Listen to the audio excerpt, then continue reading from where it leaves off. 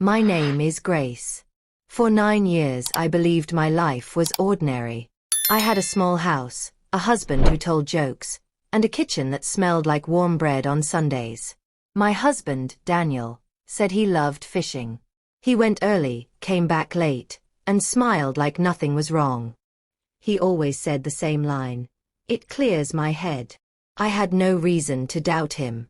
Until the day I followed him. Before I begin, if you enjoy true and powerful stories like this, please subscribe to the channel, tap the like button, and turn on the notification bell so you won't miss the rest of this story. Also drop a comment now to tell me where you are watching from. I like to know who is with me when I tell this. Now let me tell you what happened. The first lines of this chapter start with the worst moment. I saw something I should not have seen. Daniel parked his truck at the old boat ramp by the willow trees. The sky was gray and the air smelled of damp leaves. He carried a tackle box and a second bag I did not recognize. He walked slowly, like he wanted no one to see him. I stayed hidden behind a row of rocks. My heart beat so hard I could feel it in my throat. Daniel stopped near the water. He pulled something from the second bag and held it a long time. Then another car came, its lights low. A woman stepped out. She wore a dark coat and a scarf. They did not greet like two friends. They stood too close. I moved a little and the gravel under my foot cracked. Daniel turned. For one terrible second his face was calm. Then he walked toward her. The woman handed him a small, plain wooden box. He opened it with shaking hands and looked straight at her. They spoke in whispers. I could not hear the words. I could only see the way his hand trembled when he closed the lid. He bent down near the water and pushed the box with 2 fingers. It floated for a moment. Then he shoved it under with a long stick until it sank with a soft sound. I should not have been there. I should have stayed home and asked him later. But something inside me broke. I had followed him because the small lies had grown like cracks in our house. Late returns, secret texts, the smell of perfume on his shirt sometimes. I thought I was only checking if he really went fishing. I did not know I would find something else. She walked back to her car. He watched the taillights disappear. Then he turned and, without looking, walked the other way. I stayed very still. My hands trembled so badly the branches above me shook. I waited until he moved far enough from the ramp. When he turned his back, I slipped out and ran, trying to be quiet, toward the truck he had left unlocked. I wanted to see the tackle box. I wanted to find keys, a receipt, anything that might explain the wooden box and the woman. I kept thinking it had to be a mistake. Maybe the woman was a friend from long ago. Maybe the box was something from his childhood. I had to know. The truck smelled like sweat and old coffee. On the passenger seat lay a folded map and a receipt from a small diner 2 towns over. Under the seat, I found a crumpled wrapper from a fast food place. Nothing in the truck matched the wooden box. But on the dash, near the glove compartment, there was a small photograph. I picked it up with fingers that would not stop shaking. The photograph was old and creased. It showed Daniel standing with a little girl on the steps of a house I had never seen. The girl looked like a child from another life, smiling, her hair short in a careless cut. Daniel smiled at the camera in that way he used only for family pictures. I knew then that part of him had been kept from me. The image felt like a door opening that Daniel had locked years ago. I went home that night and did not sleep. I stared at the picture for hours. The house looked the same as always, but inside it felt wrong, like a painting where the colors had changed. I tried to talk to Daniel the next morning, but he said he felt tired. He made breakfast and kissed my forehead. He did not know I held the photograph the whole time. I watched him and wondered how many doors he had closed in our house of 10 years. For days I watched him. I watched his phone when he left it on the table. I listened to the small sounds of the house at night, trying to catch the secrets that might slip. He fished more often than before. He brought home new excuses. I had to find out what was in the wooden box, and why he had sunk it at the boat ramp. On a foggy Wednesday I decided I would follow him again. This time I would not hide in rocks. I would find a better place to wait. I dressed in old clothes and took my keys and my car. I told myself this was about the truth. I told myself the truth would set us free. I told myself I was brave. My stomach told me I was afraid. Daniel left at dawn. He hummed to himself as he stepped into his shoes. He did not close the door all the way, and I watched the small space of him leave our home. I followed him, keeping 2 blocks behind. He drove to the highway and turned south. At the little bridge by the river, he slowed. He parked in a gravel lot I did not know existed. My heart felt heavy. I parked behind a line of trees and watched. The place was quiet. There was a long pier with boats tied to the posts. Some were old and rotting. Some floated. A fog moved over the water like a thin blanket. Daniel walked with a fishing rod and the second bag. He did not seem to be alone for long. A man in a hat appeared from behind the boathouse, and they met with a handshake that was sharper than polite. I slipped closer on the path made by rabbits. My shoes sank in the mud. I crouched behind a stack of planks and peered through a crack. The man in the hat opened the second bag. It was the same bag I had seen him carry that day by the willow trees. He took out a long envelope. Daniel took it and looked at it like it had weight he had carried for a long time. "Are you sure?" the man in the hat asked in a low voice. Daniel nodded. "I'm sure," he said. His voice sounded different, older, harder. He reached into the envelope and pulled out a small key. He turned his face to the water and tossed the key into the river. The key hit the surface and made a small ringing sound, then sank. My hands were cold. I had to look away. I had followed him to see fishing, but I found keys and boxes and photographs. I found a man in a hat who knew him. The pieces did not fit. My mouth felt dry. I crept closer and saw, at the edge of the pier, an old metal tin tied in twine.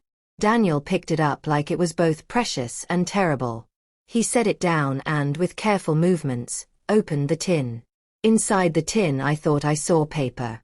I could not be sure. He reached in, took out a folded paper, and read it quickly. His face changed. My breath caught. The pier creaked under his feet. He did not notice me. He did not look up. He shoved the paper back into the tin and closed it like he was closing a wound. Then he looked toward the trees where I hid. I froze. He scanned the tree line slowly, like someone listening for a noise. My heart hammered loud enough to feel it in my ears. I moved a little and a small twig snapped under my shoe.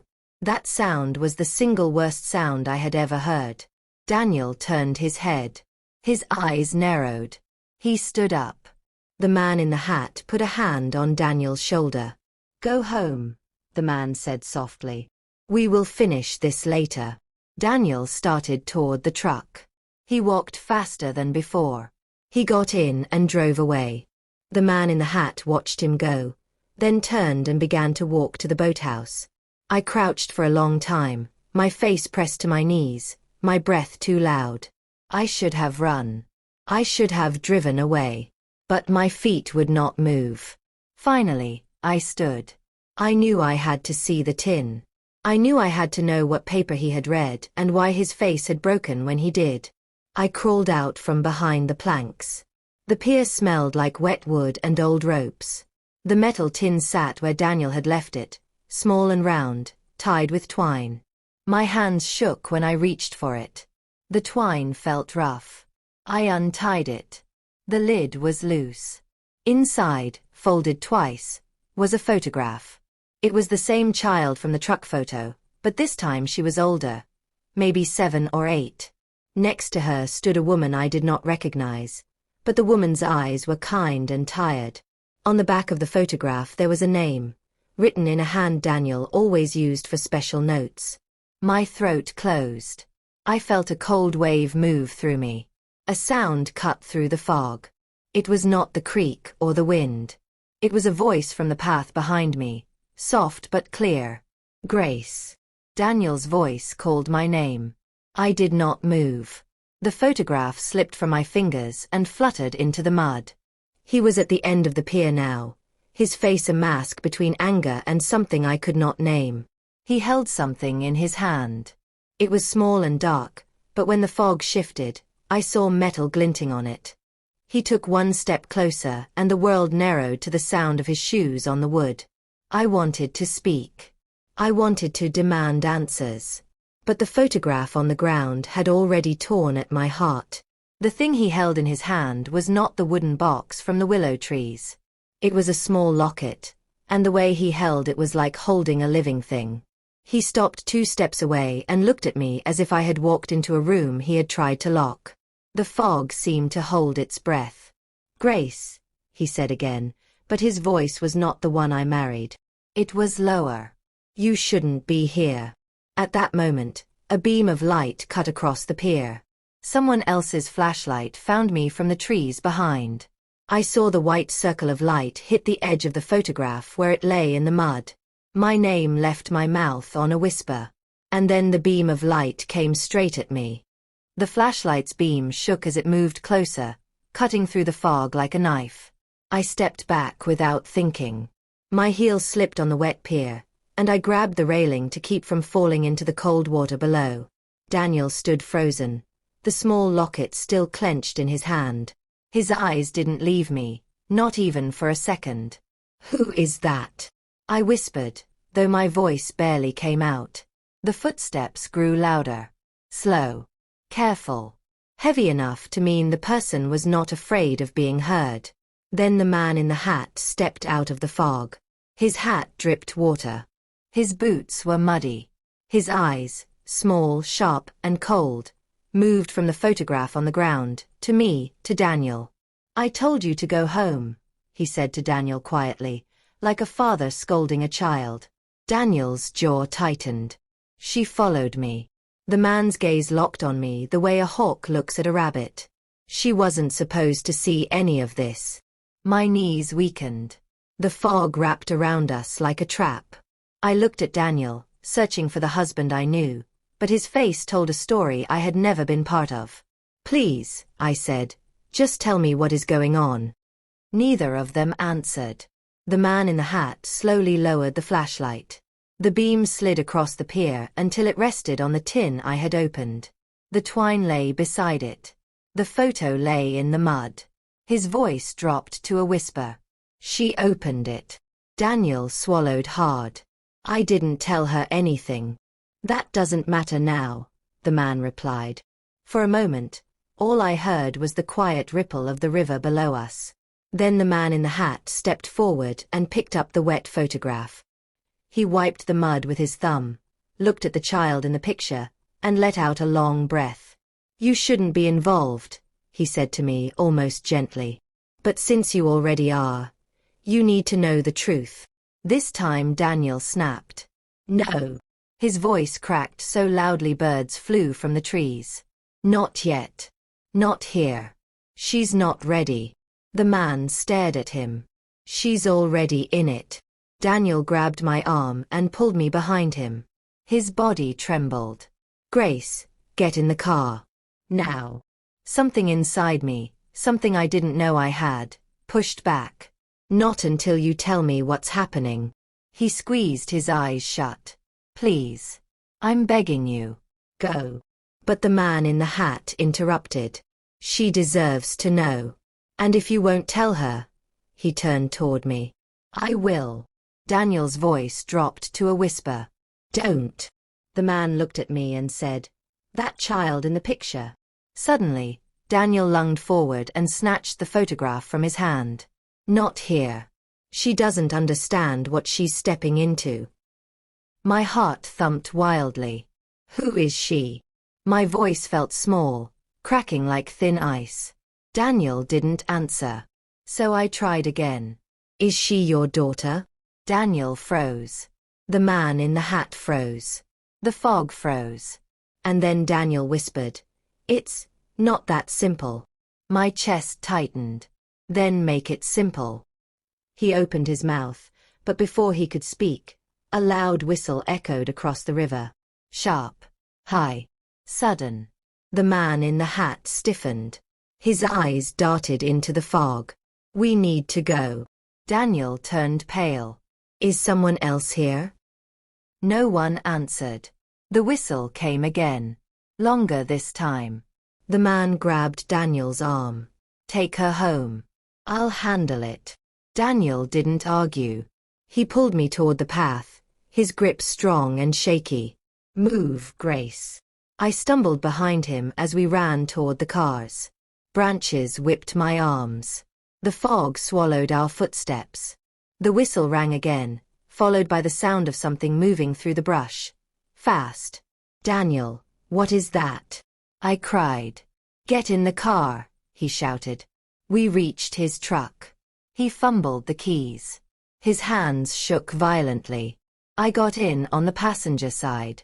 He started the engine just as something tore through the trees behind us. The man in the hat shouted, "Go! Now!" Daniel hit the gas. The truck shot forward, gravel spraying behind us.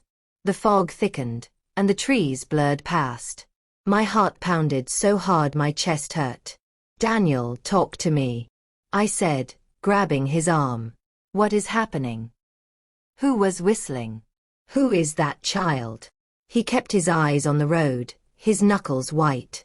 "Grace. I was trying to protect you." "From what?" His breath shook. "From the truth." The truck hit a bump, and a small object fell from his jacket pocket into my lap, a folded piece of paper sealed in plastic. I picked it up.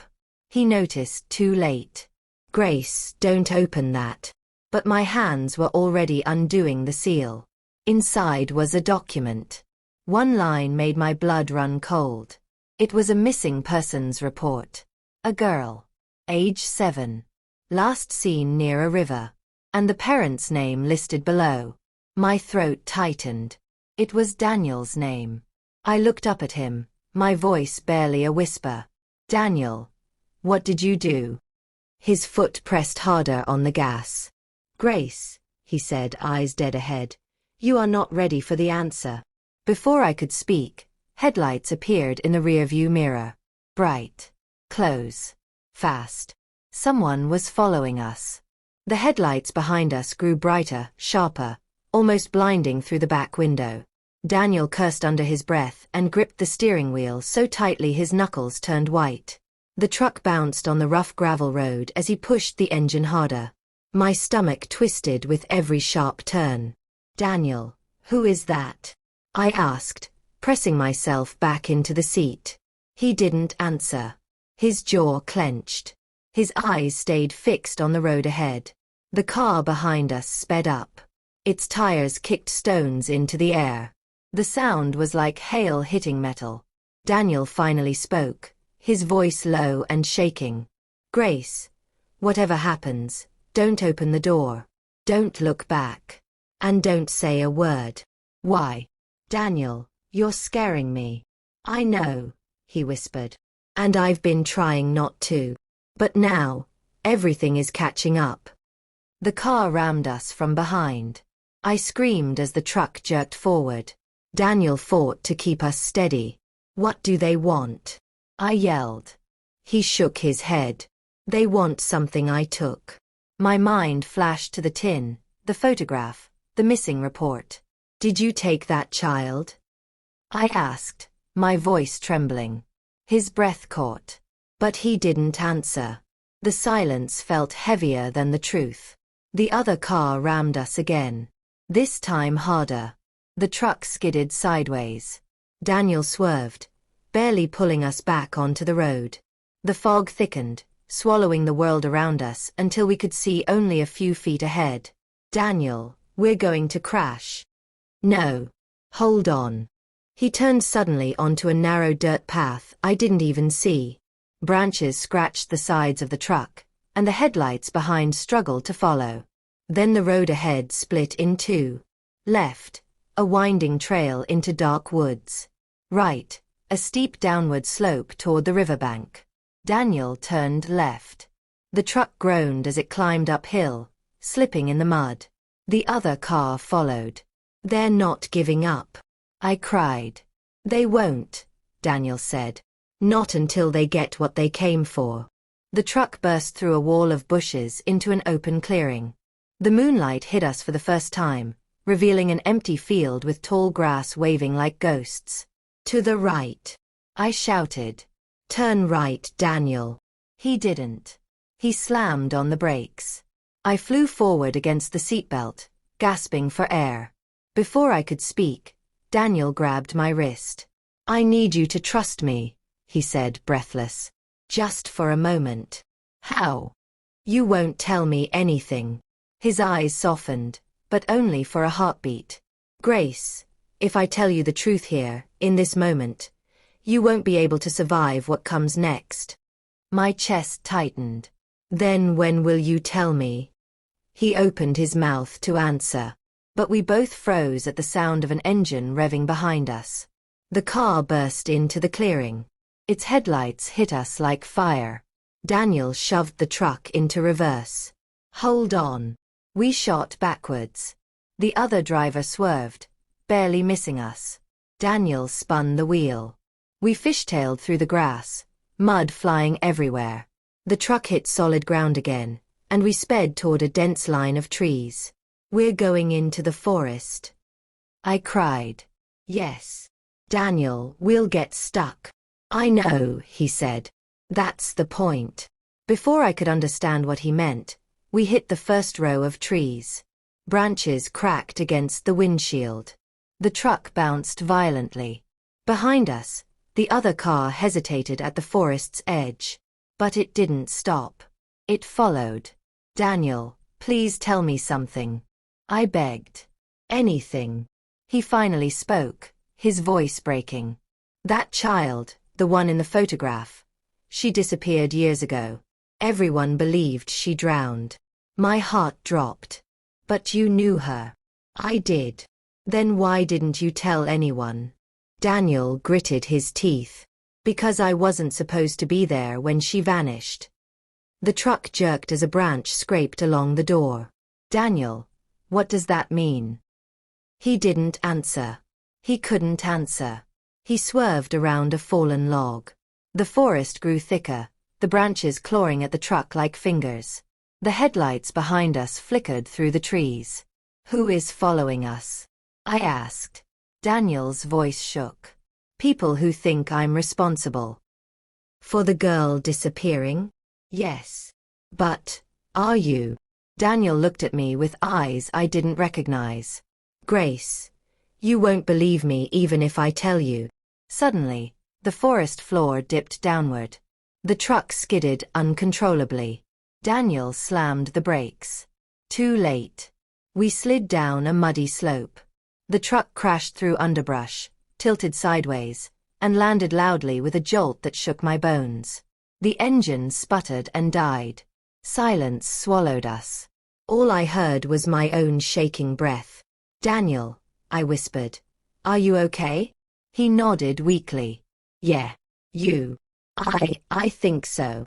We tried to open our doors, but the truck was wedged between two trees. We have to get out through the window, he said. He pushed his door window down, then crawled out. I followed, slipping onto the muddy ground. The forest around us was dark, the air thick with moisture. Then we heard it. A car door slamming somewhere above us on the hill. Daniel grabbed my hand. We need to move, he said, voice low. Now. He pulled me into the trees, our feet sliding through wet leaves. The forest felt alive, listening, watching. Then we heard footsteps. They were slow, deliberate, getting closer. My heart pounded so loud I was afraid whoever was out there could hear it. Daniel squeezed my hand. Whatever happens, stay behind me. A shadow appeared between the trees above us. Tall. Still. Watching. Daniel. I whispered. They found us. He swallowed hard. No. That's not them. I froze. What do you mean? That person. His voice cracked. I know who that is. The shadow stepped forward. The faint moonlight hit their face. And I gasped so loud it echoed. Because it wasn't the man in the hat. It wasn't anyone from the river. It was someone whose face I had seen before. In the photograph. The child. But older. Eyes hollow. Face pale. Standing in the forest. Watching us. Alive. Daniel, I whispered, unable to breathe. That's her. He tightened his grip on my hand. No, he said softly, trembling. That can't be her. But the girl stepped closer. And in a broken, shaky voice, she whispered, "You should never have come back." A twig snapped behind us. Someone else was in the forest. And they were much closer than the girl. The twig snapped so sharply it cut through the night air. Daniel's hand tightened around mine. His breathing quickened. The girl, the one who looked exactly like the child in the photograph, only older, stepped back into the shadow of the trees as if she, too, was afraid of whoever stood behind us. "Daniel," I whispered. "Who's there?" He didn't answer. He couldn't. Another footstep. Then another. Slow. Heavy. Confident. Daniel pulled me closer. "Stay behind me." My heart thudded painfully against my ribs. The forest was too dark, too still, too silent except for those approaching steps. The girl's eyes darted left and right. She looked trapped, unsure whether to run or hide. Then a voice floated out of the darkness. Soft. Male. Almost calm. "I told you she shouldn't be here." The man in the hat. He stepped into view, flashlight off, hat pulled low, boots covered in mud. His face was unreadable, like someone who had buried too many secrets. Daniel exhaled, half in relief, half in dread. "You followed us." "You forced me to," the man replied. "And now look where you've brought her." His eyes slid to me, sharp, cold, knowing too much. I stepped closer to Daniel, but the girl spoke before I could. "Leave them alone," she said shakily. "This isn't their place." The man in the hat turned slowly toward her. His jaw tightened. "You shouldn't be here either." She lifted her chin. "I came because you lied." Daniel's breath trembled. "Stop. Both of you." "Lied about what?" I asked, my voice barely steady. Silence. Thick. Heavy. The man in the hat looked at Daniel. "You didn't tell her?" Daniel shook his head slowly. The girl stared at him with eyes full of betrayal. "You promised." I looked between them, my chest tightening. "Promised what?" "Someone speak." "I deserve to know." The girl's voice cracked. "He promised to tell the truth." I turned to Daniel. "What truth?" Daniel tried to reach for my hand, but I pulled it back. "Grace." I wanted to explain everything when I found the right time. "This is the right time," I said. "Now tell me." He opened his mouth, but the girl spoke first. "You saw the missing report, didn't you?" I nodded. She took a step closer. Her face was pale, her clothes damp, her voice trembling but steady enough to hold weight. "They thought I drowned. They searched the river for days." My stomach twisted.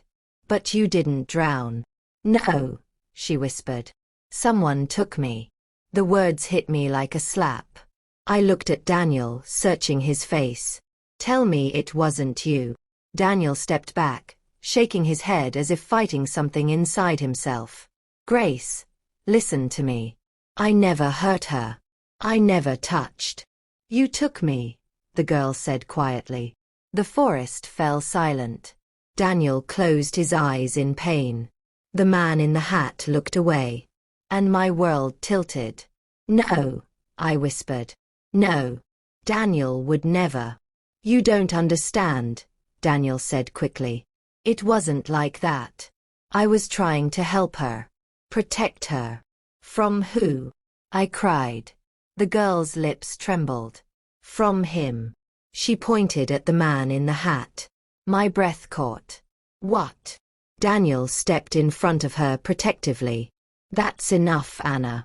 Anna. Her name. The girl from the photograph. Alive. "I'm telling her," Anna insisted. She deserves to know. The man in the hat's voice dropped into something low and dangerous. You say one more word, and this time no one will find you. Daniel snapped. Don't you threaten her. Anna shook her head. He's been lying. Both of them have been lying. Anna, Daniel warned. She ignored him. I didn't drown because I escaped. I ran into the forest. Daniel found me. I begged him not to send me back. My throat tightened. Back where? Anna looked at the man in the hat. To him. The man in the hat stepped forward, face darkening. You're rewriting history, child. I'm telling the truth, she shouted. Before anyone could react, another sound echoed through the forest. Footsteps, fast and chaotic, coming from different directions. Not one person. Several. Daniel's face drained. No. They found us.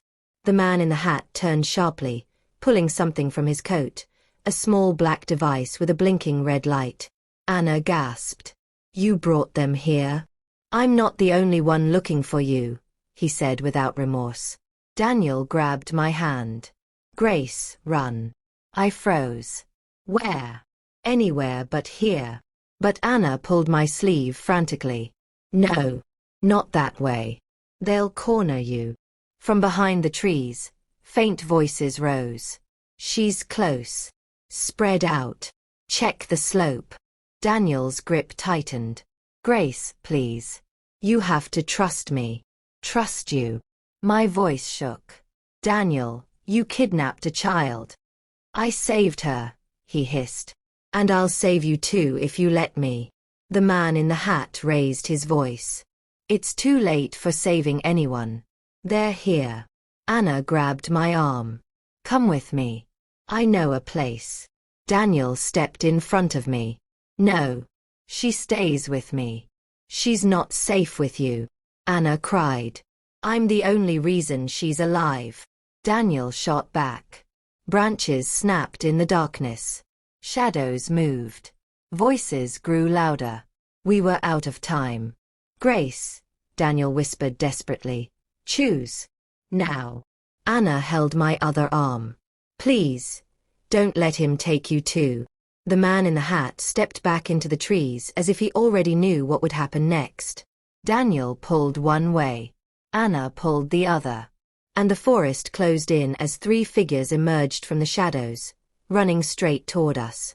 The three figures burst through the trees, their flashlights slicing through the darkness like sharp blades. Daniel yanked my arm so hard I almost fell. Anna pulled the other way, her fingers trembling but determined. Grace, move. Daniel shouted. No. Come with me. Anna cried. The forest lit up with beams of light sweeping everywhere. Shadows jumped across the ground. My heartbeat pounded in my ears so loudly I could barely hear anything else. There! One of the men shouted. I see them. Everything exploded into motion. Daniel pulled me behind a thick tree trunk. Anna darted the other way, vanishing into the dark brush. The man in the hat had disappeared completely, like the forest swallowed him. Grace, listen, Daniel whispered harshly, pressing his back against the tree. They're not here for you. They're here for her. But why? I whispered. Why, Anna? Before he could answer, a flashlight beam swept inches from our faces. Daniel grabbed me by the shoulders and pushed us lower, crouching behind roots and wet leaves. I have to get you out of here, he said, voice shaking. You still haven't told me what's happening. I whispered. I will. I swear I will. Just let me get you somewhere safe first. Suddenly, a voice boomed through the trees. Anna, you can't hide forever. My blood ran cold. The voice was deep, commanding, and much angrier than the man in the hat. Daniel tensed. Not him. Not tonight. Who is that? I whispered. He didn't answer. Another voice joined, a woman's voice this time. Sharp. Desperate. Anna, please. Just come home. Anna's home. Anna's family? I stared at Daniel. Did you take her from her family? Daniel squeezed his eyes shut. Grace, it's not what you think. From deeper in the woods, Anna screamed. A short, frightened scream that cut off too quickly. I stood up instinctively. Anna. Daniel grabbed my wrist. No. Grace, stop.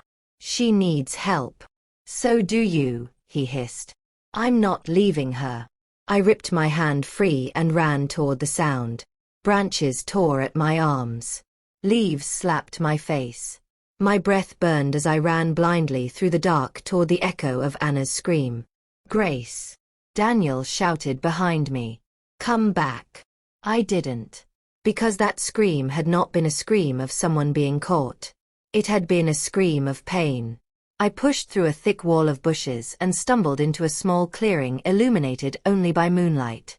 Anna was on the ground, scrambling backwards in the dirt, her hands covering her face. Standing over her was the woman, the one who had shouted earlier, her expression wild, frantic, desperately clutching a flashlight. Please, the woman cried. Stop running. Just stop. Anna sobbed. Leave me alone.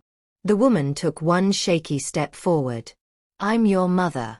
I need you back. Please. My breath caught. Her mother. The missing report. The girl who never drowned. The family who never stopped looking for her.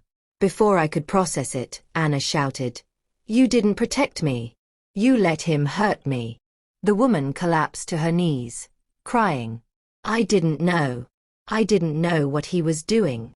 Anna covered her ears. Liar. You always knew. The woman screamed into the night. I would have stopped him. I swear I would have. The clearing fell silent. Except for Anna's quiet sobbing. I took a step forward. Anna. Both of them jolted at the sound of my voice. Anna scrambled behind a tree. Don't come near me. Her mother stood quickly. Who are you? What are you doing here? I raised my hands. I'm not here to hurt anyone. I just want to help. You shouldn't be involved, the woman said breathlessly. This is a family matter. A very dangerous one. Behind me, footsteps thundered. Daniel burst into the clearing. Grace. Don't move. He looked at Anna. Then at the woman. Then at me. His eyes widened with fear. Grace, he said softly. Step back. Now. Daniel, I whispered. Is she really her mother? Yes. Then why is Anna running from her? Daniel closed his eyes. Because she's not running from her mother. From behind the woman, a fourth figure stepped into the clearing. Tall. Broad-shouldered. Face hidden in shadow. And Anna froze. Daniel stepped between us. Grace, get behind me right now. The man spoke in a low, almost gentle voice. Anna, come here. Anna shook her head violently. No. Stay away. Her mother grabbed the man's arm, crying, Please. Don't scare her. He shoved her aside. Then he stepped forward into the moonlight. And I felt sick. His clothes were neat. His expression calm. Too calm. His eyes cold. A man used to being obeyed. Anna trembled. No. No. I'm not going with you. Daniel whispered to me. That's her father. I felt the air leave my lungs. The man's voice darkened. I said, come here. Anna stepped back, shaking her head. I'll die before I go with you. Her father's jaw twitched. You're making this far worse than it needs to be. Daniel moved closer to Anna, putting himself between her and the man. Leave her alone, Daniel said. The father's eyes hardened. You again. You don't get to touch her, Daniel said through clenched teeth. She's mine, the father sneered. She's a child, not your property. The father smiled coldly. You stole her. Daniel didn't deny it. He didn't even blink. I felt cold all over. Daniel, what did you do? He swallowed. I took her away from someone who hurt her. Anna's father lifted something from his waistband. I didn't see what it was. But Daniel did. His face strained. Grace, he whispered urgently. Don't move. The father pointed something shiny toward Anna. Anna screamed. Her mother lunged forward. Daniel jumped at the man. A flash of metal. A shout. A struggle. Someone fell. Someone cried out. I couldn't tell who. I took one terrified step forward and saw something on the ground that made my heart stop. Blood. Spreading fast. The blood spread across the leaves like dark paint, soaking into the forest floor. For a moment, no one moved, not even the trees. The entire world held its breath. Daniel! I screamed, rushing forward before I could think. He was on the ground, gripping his side, his teeth clenched in pain. His shirt darkened quickly with blood. The father stood over him, chest heaving, a sharp metal object in his hand. Not a gun, not a knife, but something crude and jagged, like a broken tool. Anna screamed and pressed herself against a tree trunk. Her mother ran toward Daniel, tears streaking her face. Stop! Anna's father shouted, pointing the weapon at her. Don't touch him. But Daniel, even injured, pushed himself up on one elbow. His voice was tight with pain. Grace, don't come closer. I ignored him. I fell to my knees beside him. Daniel, you're bleeding. We need to get you out of here. He shook his head weakly. I'm fine. You're not fine. You're... Grace, he whispered, gripping my hand. Please, listen. Not now. Stay behind me. Behind us, Anna's father grabbed Anna's wrist. We're leaving. Anna pulled back so hard she hit the tree. No. Let me go. Her father raised his voice. I said you're coming home. You don't get to call that place home, she screamed. Her mother stepped closer, hands shaking. Please. We can talk about this without. Her father whirled on her. You talk too much. He shoved her aside. She fell hard, hitting the ground with a cry. Daniel pushed himself up despite the blood pouring down his side. Leave her alone. Anna's father didn't even look at him. He dragged Anna toward the trees. Anna screamed again, a sound so sharp and painful it cut through the entire forest. Let me go. Something snapped inside me. I stood. Stop. She doesn't want to go with you. Her father glared at me with eyes full of something cold and dangerous. This isn't your child. This isn't your family. Stay out of it. I took a step forward, terrified but unable to stay still. Hurting her won't fix what happened. His voice dropped. You don't know anything about what happened. Daniel groaned behind me. Grace, be careful. Anna's mother pulled herself off the ground, crying. She ran because she was afraid of you. Please, don't drag her back to that life. The father snapped. She is my daughter. She is not safe with you. Daniel shouted. The father's face twisted with rage. You stole her. I'm taking her back. Daniel tried to stand but fell to his knees. Blood dripped from his fingers. Still, he looked at Anna's father with a kind of fury I had never seen in him. Anna, Daniel said, voice shaking. Don't let him take you. Fight.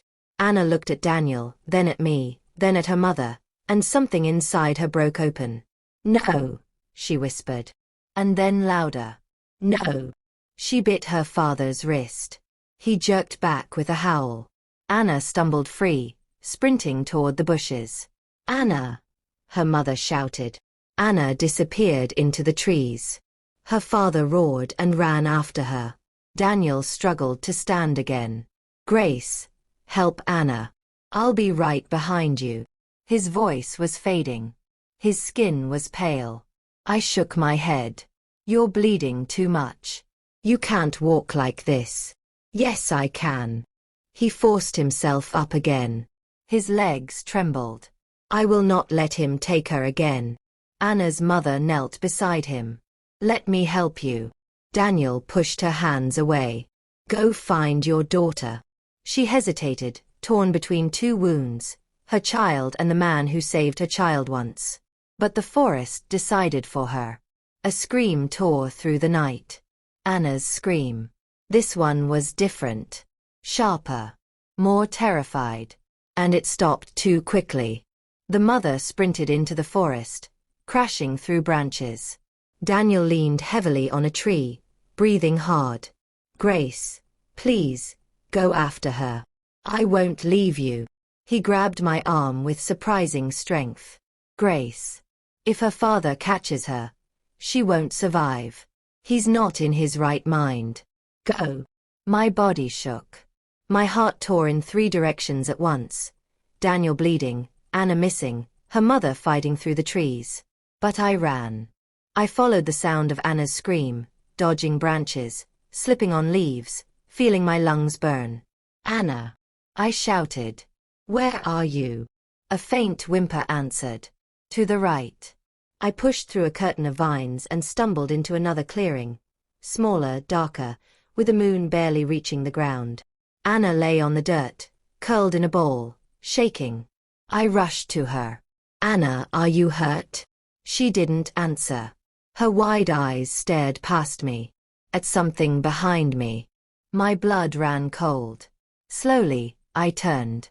Anna's father stood at the edge of the clearing, breathing hard, wiping blood off his arm, but not his. Daniel's blood. He took a step forward. I told you, he said quietly, to stay out of this.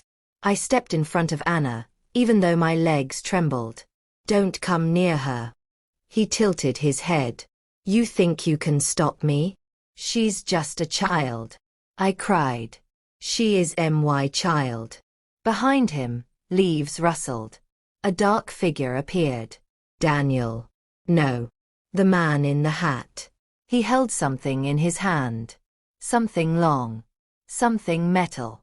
Anna's father turned around slowly. You again, he growled. The man in the hat said nothing. He stepped into the clearing, eyes dark, jaw clenched. Anna whimpered. Please don't fight. Please, stop. But neither man listened.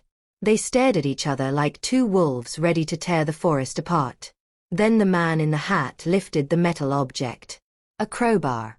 Anna's father pulled out the jagged tool again. A standoff. 2 men. 1 forest. 1 child crying in the dirt. The man in the hat spoke first. This ends tonight. Anna's father tightened his grip. Yes. It does. They stepped toward each other. And then, a gunshot exploded through the clearing. But none of them were holding a gun. Anna screamed. I dropped to my knees. And someone behind us fell hard to the ground. I turned slowly, and saw a body I never expected to see lying there. Still. Bleeding. Not moving. The gunshot echoed through the forest like a crack in the sky. Birds exploded out of the trees. The air turned cold. For one long, frozen moment, none of us moved. Not Anna, not her father, not the man in the hat, not me. My ears rang. My breath shook. Who was hit? I whispered, though no one could hear me over the roaring silence. Then I turned. And my heart stopped. Daniel was lying on the ground behind us. Not moving. His shirt was soaked with blood. Far more than before. His hand was open, palm pressed weakly against the dirt as if he had tried to crawl toward us. His eyes half open, staring at nothing. No, I breathed. I stumbled toward him. Daniel. Daniel. Daniel, no. I fell beside him, grabbing his shoulders. His body was warm, thank God, but limp. His head rolled slightly when I touched him. Daniel. Answer me. I shook him. His eyelids fluttered once. Barely. Grace. His voice was so thin it barely existed. I leaned closer. I'm here. I'm right here. Stay with me. He coughed. Blood seeped from the corner of his mouth. Behind me, Anna screamed. He shot him. My father shot him. No, I didn't, her father shouted. I didn't fire anything. But you were holding a weapon, Anna cried. I don't have a gun, he yelled back. They were shouting, fighting, standing at the edge of war. But all I could see was Daniel.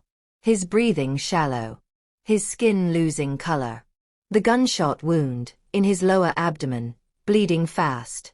I pressed my hand down on the wound. He winced. I'm sorry, I cried. I'm sorry, I'm trying to help. He shook his head weakly. Don't cry. I'm not crying, I lied as tears soaked my cheeks. You always cry when you're scared, he whispered. I let out a broken sob. Daniel, please stop talking. Save your strength. He shook his head. No. Grace, listen. Behind us, the men continued arguing. I didn't shoot him, Anna's father yelled. Then who fired the gun? The man in the hat demanded. I don't know. But I wasn't listening. Daniel gripped my wrist faintly, pulling my focus back to him. Grace, I need you to hear me, he whispered. Okay, I choked. Okay, I'm listening. His eyes flickered, pain, guilt, love, all mixed together. I never wanted you involved, he said softly. I wanted you safe. You should have told me the truth, I whispered. I could have helped you. He closed his eyes for a moment, then opened them again with effort. The truth would have destroyed us. I shook my head. No, keeping secrets did. He looked at me with such sadness that my chest cracked open. I thought I could carry it alone. Daniel, what did you do? My voice trembled. He swallowed hard. Blood bubbled at his lips. Anna, he whispered. Behind me, Anna's father's voice rose in fury. This is your doing. She only ran because you took her. The man in the hat yelled back. She ran because you hurt her. Anna whimpered. Stop, stop. Daniel forced out the words. Grace. I didn't take her. The way they think. I held my breath. I found her hiding, he whispered. She was hurt, terrified. She begged me not to take her back. So you hid her? I asked softly. He nodded faintly. Her father would have killed me if he found her with me. And her mother didn't believe her. Behind me, Anna's mother cried out, voice cracking. I didn't know. I didn't know he was hurting her. Anna screamed. Yes, you did. The forest swallowed their shouts. Daniel's voice shook. I didn't kidnap her.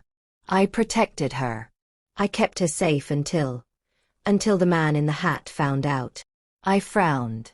Why did he help you then? Daniel's eyes closed again. He didn't help me. He helped them. He forced me to bring Anna back. But she kept running. And every time, I helped her hide again. My heart twisted. Daniel, this is too much. You should have gone to the police. He coughed violently. Blood stained his lips. Her father. The police, he whispered. Everything in me went cold. Anna's father stepped out of the shadows as if summoned by the truth. The badge clipped to his belt glinted under the moonlight.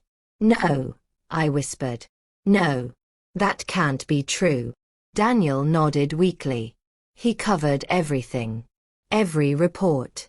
Every complaint. Every bruise. No one could touch him. Anna sobbed behind me. He said no one would believe me. And he was right. I stared at the father in horror. How could you? Enough, he roared, raising his jagged tool again. I want my daughter now.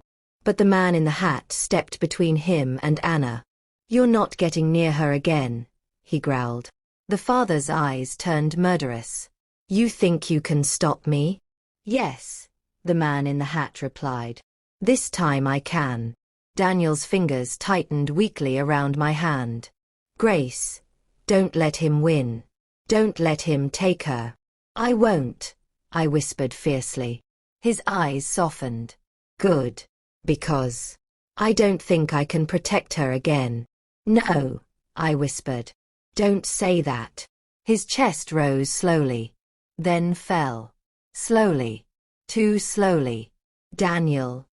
I shook him lightly. Daniel, stay awake. He blinked. Once. And then his head tilted. His hand slipped from mine. Daniel. I screamed. Daniel, no. Please. But he didn't move. Behind me, Anna wailed. Her mother sobbed. The man in the hat swore under his breath. Anna's father lifted his weapon. I'm taking her, he said coldly. And anyone who stands in my way dies next. He stepped forward. But Anna stepped in front of me. Her small, shaking body shielding mine. Daddy, she whispered, voice trembling but brave, if you want to hurt someone. She swallowed hard. Hurt me first. Her father stopped. Shock froze his face. The man in the hat stiffened. Anna's mother gasped. I grabbed Anna's arm. No. Don't do this. But she pulled away, tears streaking her face. It's the only way, she whispered. Her father stared at her, at the child he claimed to love, with an expression that chilled me. Then he lifted his weapon. The jagged blade caught the moonlight. And he stepped toward his daughter. 1 step. 2. 3. But before he could reach her, a second gunshot exploded through the forest. Anna screamed. I fell to the ground. And her father stumbled forward. A dark blot blooming across his shoulder. Someone had shot him. But who? Through the smoke drifting in the moonlight, a figure stepped out from the trees. A figure none of us expected to see again. Alive. Bloodied. Barely standing. Daniel. Daniel stood in the shadow of the trees, breathing hard, one hand pressed to his bleeding side, the other holding a small handgun, the same one the man in the hat must have dropped earlier during the chaos. His arm trembled, but his stance was steady enough to freeze everyone in place. Anna's father staggered backward, clutching his shoulder where the bullet had torn through. His weapon dropped into the dirt. His face twisted in pain and disbelief. You, he hissed at Daniel. You should be dead. Daniel lifted the gun slightly. His voice was hoarse but steady. Not yet. The forest held its breath. Anna gasped and ran to Daniel, but he held out his hand weakly. Stay back, Anna. She froze. I stared at him, my heart racing. Daniel, how are you standing? He coughed, blood on his lips. Adrenaline, stubbornness, and the fact that I'm not letting him take her again. Anna's father growled, teeth clenched. You think you can stop me? You're barely conscious. Daniel didn't lower the gun. Try me. The man in the hat stepped forward slowly, eyes locked on Anna's father. Put pressure on that wound, he said coldly. Or you'll bleed out before you lay a hand on her. Anna's father glared at both men. You're all making a mistake. She's my daughter. She belongs with me. Anna stepped out from behind me, her small voice shaking. I don't belong to you. Her father's face darkened, veins in his neck pulsing. I raised you. I fed you. I clothed you. Anna trembled. You hurt me. Her mother collapsed into sobs. I didn't know. I swear. I didn't know. You did know. Anna cried. You always closed your eyes. You told me to stop lying. You said I was ruining his life. Her mother shook her head, devastated. I believed him. I thought you were confused. Anna pointed at Daniel. He believed me. He listened. You never did. The mother covered her mouth, sobbing uncontrollably. Daniel swayed slightly, almost losing his grip on the gun. I hurried to his side. Daniel, please sit down. You're losing so much blood. He kept staring at Anna's father. I can sit when she's safe. Anna's father spat blood. You all think I'm the monster? You don't know what she is capable of. You don't know what she told people about me. Anna's voice broke. I told the truth. He roared. You told lies. The man in the hat stepped between them. Enough. But Anna's father lunged forward. Straight toward Anna. Daniel fired. The bullet slammed into the dirt at the father's feet, barely missing him. Don't you take another step, Daniel snarled, though his legs shook beneath him. Anna's father froze. Rage simmered beneath his skin, but even he understood the gun was real, the danger immediate. What do you want? He barked. Daniel's voice softened just a fraction. To give her a life where she doesn't have to hide in the woods. To give her a chance. She is my responsibility, her father shouted. No, Daniel said quietly. She was your responsibility. And you failed her. Anna's father stared at him, anger slipping into something darker. Hatred. You stole her from me, he said in a low, shaking voice. Daniel met his gaze. I saved her from you. Seconds passed like hours. Then her father smiled, a small, terrible smile. You think you saved her, he whispered.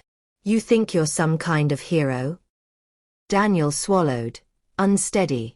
You have no idea, the father said softly, what she did before you found her. Anna gasped. Don't listen to him. He's lying. Her mother reached out.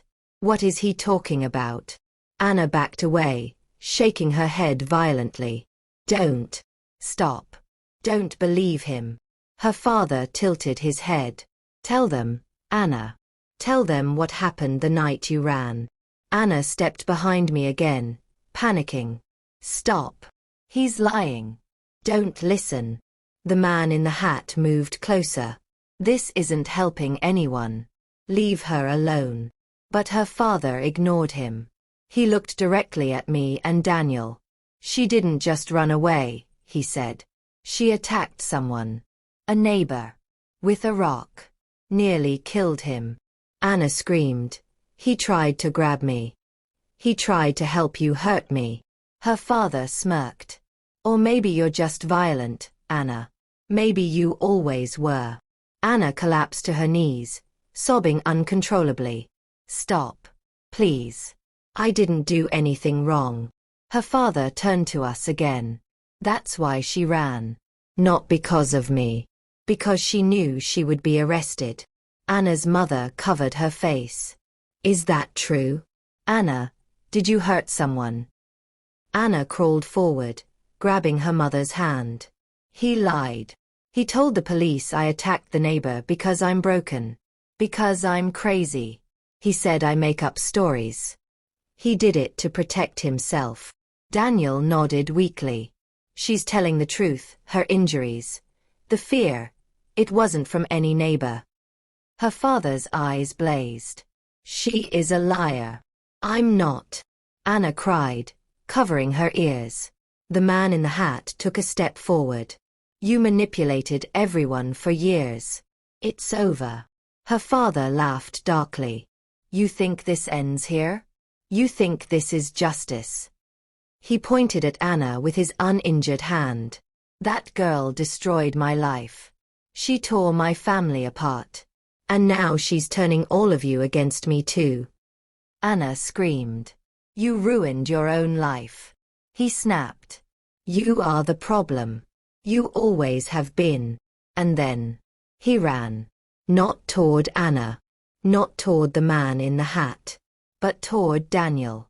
Straight toward the man who could barely stand. No! I screamed. Daniel lifted the gun. But he was too slow. Anna's father crashed into him, slamming him into the ground. The gun flew from Daniel's hand and skidded into the darkness. Daniel groaned in agony. The father raised his fists, ready to strike. Anna screamed. Get off him. Her mother shouted for help. The man in the hat lunged forward. But Anna's father swung the jagged weapon toward Daniel's throat. Daniel tried to block it. His strength faltered. I grabbed a fallen branch, anything I could find, and rushed forward. But I was too far. Anna's father's arm came down. The weapon glinted. And then, a small figure collided with him. Anna. She tackled him with all the strength a child's body could gather. He stumbled, fell sideways. The jagged tool dropped from his hand. But as he fell, he grabbed Anna's arm. Hard. Too hard. He rolled, dragging her with him. Anna screamed in pain as he pinned her to the ground. Her father's face twisted with fury. You ruined everything. You are going to. He raised his fist. Anna cried out. I ran toward them. So did the man in the hat. So did Anna's mother. But the father's fist kept rising. Higher. Higher. And just as it came down, a deafening crack ripped through the forest. Another gunshot. The father jerked. Stopped. His arm froze in midair. He blinked. Looked down. A red bloom spread across his chest. Slowly. Slowly. He fell backward. Onto the dirt. Anna scrambled away. Sobbing. Her father lay still. Not breathing.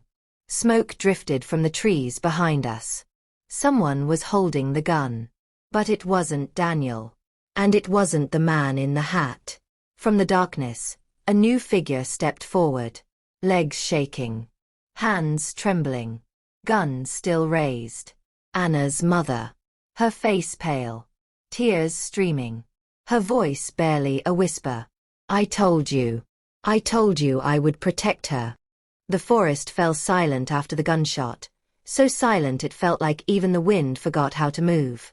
Anna's mother stood frozen, both hands wrapped around the gun, her chest rising and falling in rapid, uneven breaths. The barrel trembled as smoke drifted into the moonlight. Anna stared at her father's body, unable to speak, unable to move. Her mouth hung open, her small hands shaking violently.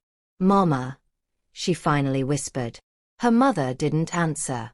She just stared at the man she had been married to for over a decade, the man she had defended, obeyed, feared, and loved, lying dead on the forest floor. I told him, she whispered again, louder this time, her voice cracking. I told him if he ever touched her again, I would stop him. She dropped the gun. It hit the ground with a soft, final thud. Anna crawled toward her mother, but her mother flinched backward, covering her hands with her face. Don't look at me. Don't look. But Anna didn't listen. She wrapped her arms around her mother's waist and sobbed into her clothes. Mama, please don't cry. Please. The woman let out a broken, shaking breath and slowly lowered her arms. She looked down at her daughter, the child she had failed to protect, and collapsed to her knees, pulling Anna into a desperate embrace. I'm sorry, she cried. I'm so sorry. I should have believed you. I should have protected you. I should have. Anna hugged her tighter. You are protecting me now. They clung to each other, crying into each other's shoulders, as if trying to rebuild years of broken trust in one moment. I watched them, my throat tight, tears running freely down my cheeks. For a moment, just a moment, it felt like something had been healed. But then I remembered Daniel. His blood on the leaves. His body lying limp. His voice fading. I rushed back to him. He was sitting against a tree, head slumped forward, breathing shallow. The man in the hat knelt beside him, pressing a cloth to his wound. Daniel! I cried, falling to my knees. Stay awake. Please stay awake. He lifted his eyes slowly, trying to focus on me. Grace. You're losing too much blood, I whispered, grabbing his hand. We need to get you help. There's no time, the man in the hat said. He needs an ambulance immediately. He won't make it another hour. Then call one. I shouted.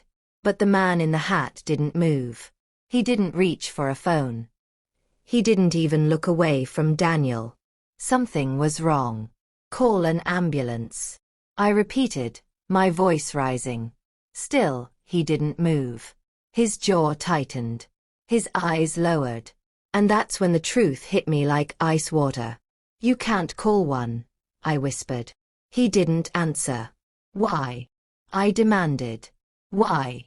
Daniel groaned, weakly shaking his head. Grace, don't. Why can't you call an ambulance? He's dying. The man in the hat finally looked at me, and the sorrow in his eyes made my stomach drop. Because Daniel is wanted, he said softly. If I call, he'll be arrested the moment they find him. And in his condition, he won't survive custody. I felt the world tilt. Wanted. For what? The man in the hat swallowed hard. For abducting Anna. For evading police. For interfering in a child protective case. For assaulting an officer. My breath hitched. He didn't hurt her. He saved her. The man nodded. I know. Then why? Why are the police after him?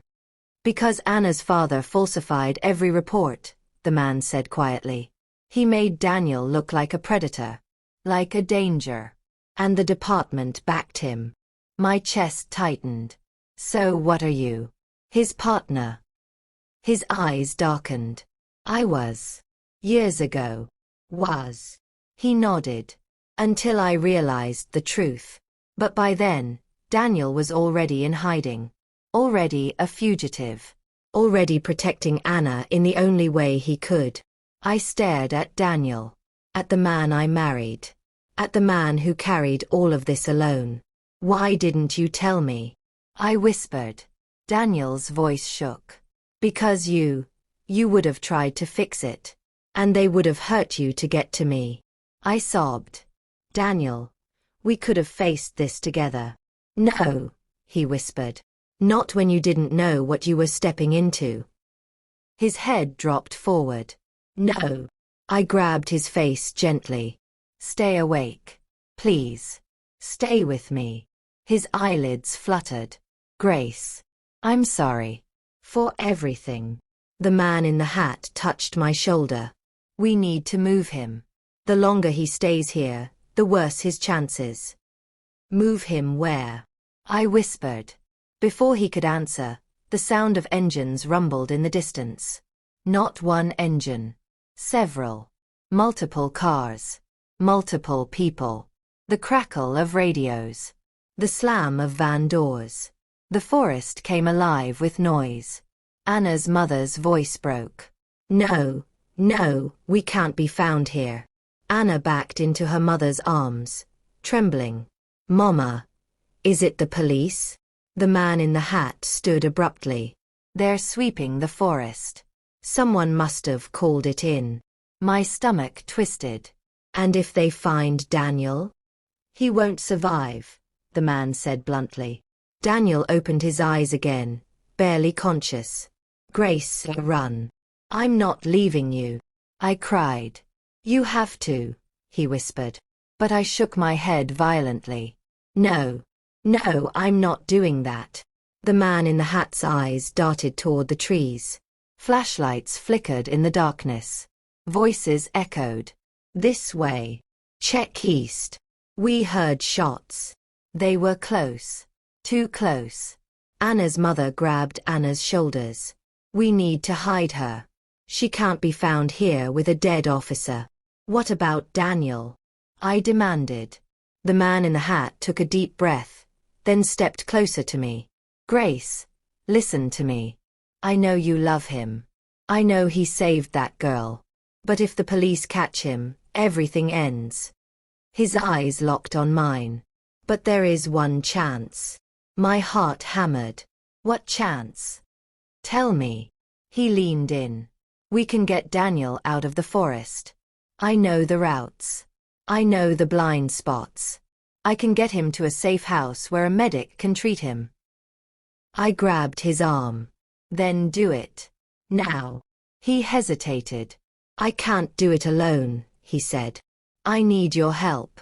But if we do this, there's no coming back. You will become part of his crime.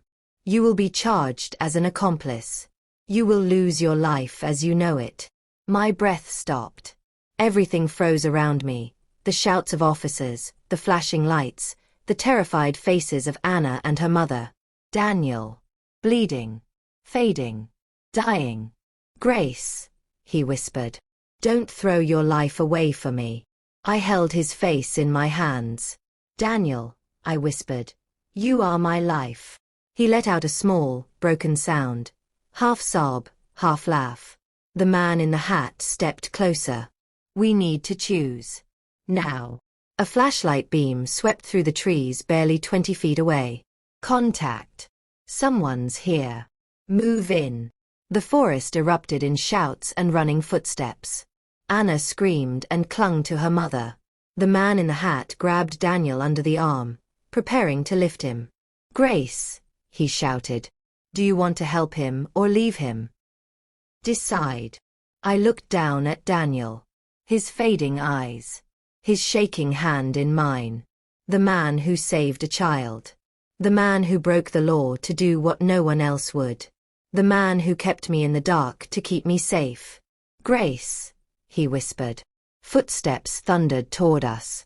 Flashlights drew closer. Radios crackled. Officers shouted. Show your hands. Don't move. We see you. I took a deep breath and made my choice. But before I could act, a bright flashlight beam hit my face, and a voice shouted, There. I see them. The flashlight hit my eyes like a punch. I froze. The forest lit up with blue and white beams as officers poured between the trees, weapons drawn, radios crackling, boots pounding against the dirt. Don't move. Hands where we can see them. Everything collapsed into chaos. Anna buried her face in her mother's chest. The man in the hat tightened his grip on Daniel, who was slipping further into unconsciousness. My breath caught in my throat as 3 officers rushed toward us. On the ground. Now. The man in the hat stepped forward. Listen.